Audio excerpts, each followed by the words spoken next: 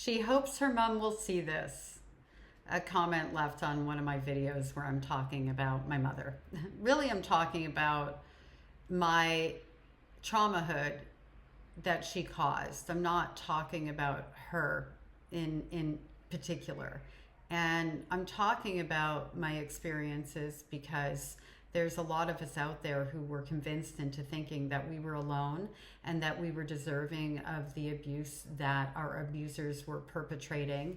And because of that, I started talking about my experience. Because of that, I wrote a book talking about what it was like to be a child who lived on the streets at the age of 13, running for survival, trying to get away from the abuse that my narcissistic family system was perpetrating. When I saw your comment, I was like, is that what you really think? And what do you think I would get out of my mother seeing my content? I know she knows all about my book. I'm from Montreal. My first several news interviews, radio spots were in Montreal, and then in Toronto and in the US, and even as far reaching as Europe. I speak a lot about narcissistic abuse, child abuse, and everything in between. And it isn't about my mother, it's about my healing journey. All this to be said, I don't give any thought to what she does or doesn't see. I'm not looking to exact revenge. It is, however, a byproduct of what's come to pass through my healing journey, because me speaking and healing out loud has added so much healing to my journey. And I didn't even realize it. And I started to think about it when you made this comment. I started to think about or understand at a high, like a next level, what living well is the best revenge actually means, and how I have destroyed every narrative that my mother created about me and gave me, told me about myself. She would hate the life that I'm living now because it's everything she taught me I couldn't do. My mother, being a sociopath and a narcissist, is a parasite. She married for money, lived with men for money, so she had 6 significant others. 4 died while connected to living with her, one of cancer. And all the money she's ever made has either come from a man or a scam. She used to sell fake handbags, and in 2014, she was convicted. She's been sued by major fashion houses. One won a judgment for over $500,000. The other one was also a 6-figure judgment. So my mother either lives off of victimizing people or victimizing people and parasiting off of them. Because she victimized her husbands. She is a domestic abuser. All this to be said, my mother taught me that my value would be based on who I married and how much money they had, and that was the only thing that I was capable of doing. And for a lot of years in my dating life, I would think, seriously, it's so bonkers to me now, I would think, oh, my mother would really approve of him. She'd love it and hate it all at the same time because he has so much money.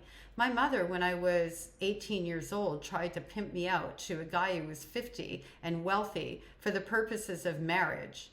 Brought me to dinner with him, and it's like, yeah, you should take Marnie to Marbella with you, as he's sitting there sucking his fingers from eating these ribs or wings or whatever. He was vile.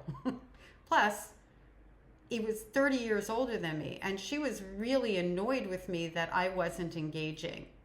But he was rich, and that's what I needed to do because I wasn't capable of, providing for myself. That wasn't even a thought in my brain. I was going to do, number one, what she modeled in terms of marrying money, not in terms of committing fraud. And number two, I wasn't capable of earning my own way anyway. And if I married somebody really next level wealthy, she would love me. Finally, she would love me. That's all the messaging that was in there. I've been providing for myself for a really long time, and I've been pretty much self-employed for the better part of 25 years, I'd say. I've also, yes, had partners that contributed, but not like my mother, and they're all alive. Yes. I'm thinking, like, not all my ex-boyfriends are alive, but I mean, they didn't die when they were living with me or anything like that. But I recognize, like, looking backwards, I was really looking for someone that my mother would approve of, even though I was no longer in a relationship with her, because I still hoped that somehow she would approve of me and maybe start loving me. I didn't understand that her being incapable of anything but hatred towards me had nothing to do with me. It has to do with who she is and what she is, and maybe even what she believes about herself on some level. So here I am for the last, I don't know, over a year, traveling throughout Europe on my own dime, single. And yes, I am looking for my person, but I'm not looking for a wallet because I have my own stuff. I have my own way of taking care of myself. I'm successful in what I do. I'm actually a therapist for narcissistic abuse survivors. I've built my own company, and I'm in my own company, and I get to pick and choose who I want to be around and what types of relationships I want to have, which, by the way, have to be based on feeling safe, seen, and cherished. And anything that falls below that, I'm not doing it. That's just a little side note there. But I recognize, my mother probably thinks that I'm on some guy's dime traveling the world, because I know she sees stuff or she hears stuff. I know that other relatives on that side are somewhat monitoring me because I think they're worried that I will out her by name. And if I'm able to bring her to justice for some of her crimes, I absolutely will. But until that point in time, there's no reason to do that.